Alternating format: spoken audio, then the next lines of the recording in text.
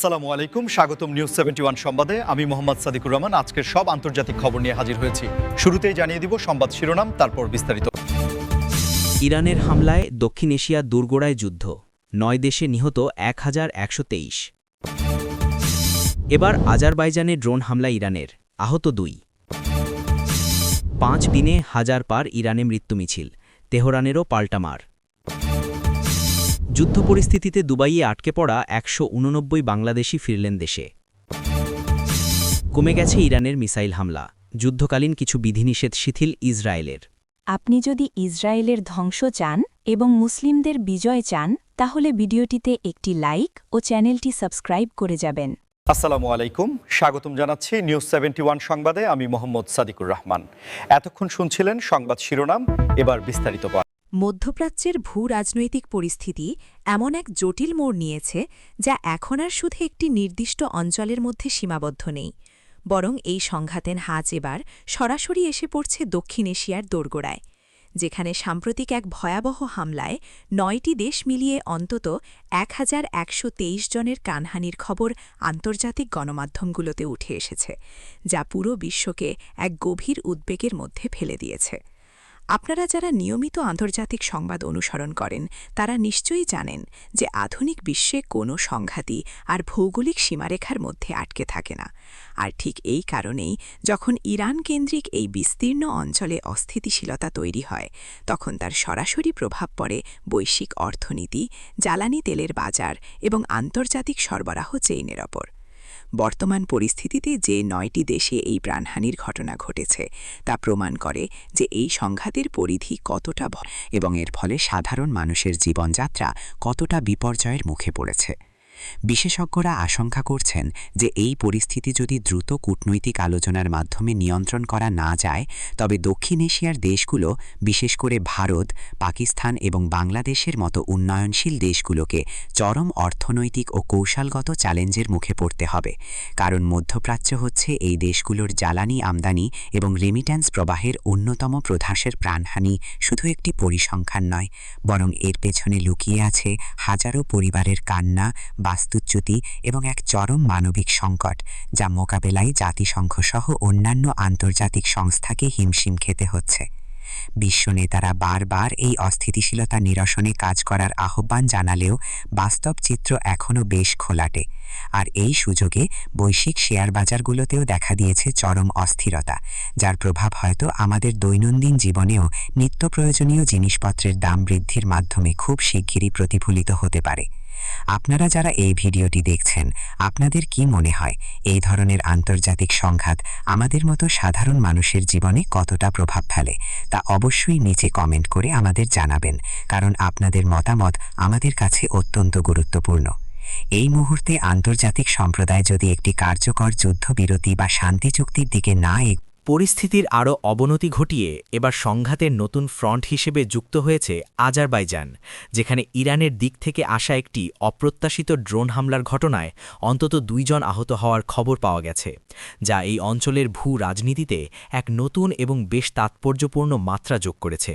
আপনারা হয়তো জানেন যে ইরান এবং আজারবাইজানের মধ্যে দীর্ঘদিনের একটি অভিন্ন সীমান্ত রয়েছে এবং বিগত বেশ কয়েক বছর ধরেই এই দুই প্রতিবেশী দেশের মধ্যে বিভিন্ন কৌশলগত ও অর্থনৈতিক বিষয় নিয়ে এক ধরনের চাপা উত্তেজনা বিরাজ করছিল, যা এখন সরাসরি ড্রোন হামলার মতো ঘটনার মাধ্যমে প্রকাশ্যে চলে এসেছে। আধুনিক যুগের এই সংঘাতে ড্রোন প্রযুক্তির ব্যবহার পরিস্থিতিকে আরও জটিল করে তুলেছে, কারণ এটি খুব সহজেই রাডার ফাঁকি দিয়ে নির্দিষ্ট লক্ষ্যে আঘাত হানতে সক্ষম। আর ঠিক এমন একটি ঘটনাই যখন আজারবাইজানের মতো একটি গুরুত্বপূর্ণ রাষ্ট্রে ঘটে, তখন তা কাস্পিয়ান সাগর তীরবর্তী পুরো অঞ্চলের জন্য একটি বড় ধরনের সতর্কবার্তা হিসেবে কাজ করে।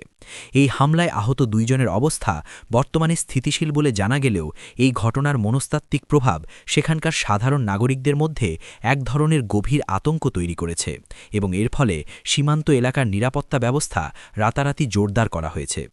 আন্তর্জাতিক বিশ্লেষকরা এই ঘটনাটিকে খুব নিবিড়ভাবে পর্যবেক্ষণ করছেন, কারণ আজারবাইজান ইউরোপের জ্বালানি সরবরাহের একটি অন্যতম গুরুত্বপূর্ণ করিডর, এবং সেখানে যদি কোনো ধরনের বড় সংঘাত ছড়িয়ে পড়ে তবে তা ইউরোপের জ্বালানি নিরাপত্তাকেও হুমকির মুখে ফেলে দেবে। বিভিন্ন দেশের প্রতিরক্ষা মন্ত্রণালয় এই ঘটনার তীব্র নিন্দা জানিয়েছে এবং সব পক্ষকে সর্বোচ্চ সংযম প্রদর্শনের আহ্বান জানিয়েছে, যাতে করে এই ছোট পরিসরের উত্তেজনা কোনোভাবেই একটি বড় আকারের আঞ্চলিক যুদ্ধে রূপ নিতে না পারে। এই ড্রোন হামলার পর থেকে ওই অঞ্চলে এক ধরনের থমথমে পরিস্থিতি বিরাজ করছে এবং স্থানীয় প্রশাসন জনগণকে সতর্ক থাকার নির্দেশ দেওয়ার পাশাপাশি যে কোনো জরুরি পরিস্থিতি মোকাবেলার জন্য প্রস্তুতি গ্রহণ করছে বলে স্থানীয় সংবাদ মাধ্যমগুলোর খবরে উঠে এসেছে। এই ধরনের ঘটনা প্রমাণ করে যে বর্তমান বিশ্বের নিরাপত্তা ব্যবস্থা কতটা ঠুনকো এবং একটি ছোট ভুল বোঝাবুঝি বা উস্কানি কিভাবে একটি বড় ধরনের আন্তর্জাতিক সংকটের জন্ম দিতে পারে, যা থেকে উত্তরণের একমাত্র উপায় হচ্ছে খোলামেলা কূটনৈতিক আলোচনা এবং পারস্পরিক শ্রদ্ধাবোধ বজায় রাখা। এরই মধ্যে ইরানের অভ্যন্তরীণ পরিস্থিতি এক চরম ভয়াবহ রূপ ধারণ করেছে, যেখানে মাত্র 5 দিনের ব্যবধানে মৃত্যুর সংখ্যা 1000 ছাড়িয়ে গেছে, যা দেশটির সাম্প্রতিক ইতিহাসে অন্যতম বড় একটি মানবিক বিপর্যয় হিসাবে বিবেচিত হচ্ছে। এবং এর পাল্টা জবাব হিসাবে তেহরানও তাদের কৌশলগত অবস্থান থেকে বেশ কিছু বড় ধরনের পদক্ষেপ গ্রহণ করেছে। এই যে এত অল্প সময়ের মধ্যে এত বিপুল সংখ্যক মানুষের প্রাণহানি ঘটল, এটি শুধু ইরানের জন্য নয়, বরং পুরো আন্তর্জাতিক সম্প্রদায়ের জন্য একটি বড় ধাক্কা, কারণ এর ফলে সেখানে চিকিৎসা ব্যবস্থা, জরুরি সেবা এবং সাধারণ মানুষের জীবনযাত্রা পুরোপুরি ভেঙে পড়ার উপক্রম হয়েছে। হাসপাতালগুলোতে তিল ধারণের ঠাঁই নেই, চিকিৎসকরা দিনরাত অবিরাম কাজ করেও আহতদের সামাল দিতে পারছেন না, এবং অনেক এলাকা বিদ্যুৎ ও যোগাযোগ বিচ্ছিন্ন হয়ে পড়ায় উদ্ধার কাজ মারাত্মকভাবে ব্যাহত হচ্ছে, যা এই মৃত্যু মিছিলকে আরও দীর্ঘায়িত করছে। এই চরম বিপর্যয়ের মুখে দাঁড়িয়ে তেহরান সরকার বসে নেই, বরং তারা তাদের জাতীয় নিরাপত্তা এবং সার্বভৌমত্ব রক্ষার স্বার্থে বেশ কিছু পাল্টা কৌশলগত আঘাত হেনেছে, যা মূলত তাদের সামরিক সক্ষমতা এবং প্রতিরোধের একটি কড়া বার্তা হিসাবে আন্তর্জাতিক মহলের কাছে তুলে ধরা হচ্ছে। তবে এই পাল্টা মার বা প্রতিশোধের যে চক্র তৈরি হয়েছে তা সাধারণ নাগরিকদের জীবনকে আরও বেশি ঝুঁকির মধ্যে ফেলে দিচ্ছে, কারণ যখনই কোনো এক পক্ষ আঘাত হানে তখনই অপর পক্ষ থেকে আরও তীব্র প্রতিক্রিয়া আসে, যার চূড়ান্ত মূল্য চোকাতে হয় নিরীহ সাধারণ মানুষকে। জাতিসংঘের মানবাধিকার সংস্থাগুলো এবং আন্তর্জাতিক রেড ক্রস এই পরিস্থিতিতে গভীর উদ্বেগ প্রকাশ করেছে এবং তারা অবিলম্বে সংঘাত বন্ধ করে সেখানে মানবিক সহায়তা পৌঁছানোর জন্য একটি নিরাপদ করিডোর তৈরির আহ্বান জানিয়েছে। কারণ এখনই যদি পর্যাপ্ত ওষুধ, খাবার এবং আশ্রয় নিশ্চিত করা না যায়, তবে মৃতের এই সংখ্যা আগামী দিনগুলোতে আরও জ্যামিতিক হারে বৃদ্ধি পেতে পারে।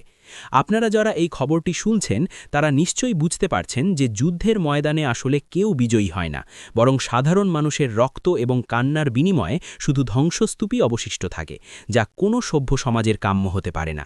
তেহরানের এই পাল্টা পদক্ষেপগুলো আসলে কতটা কার্যকর হবে বা এর ফলে এই সংঘাতের অবসান হবে কিনা তা হয়তো সময় বলে দেবে, তবে আপাতত এই অঞ্চলের আকাশে শান্তির কোনো পায়রা উড়ার লক্ষণ দেখা যাচ্ছে না বললেই চলে।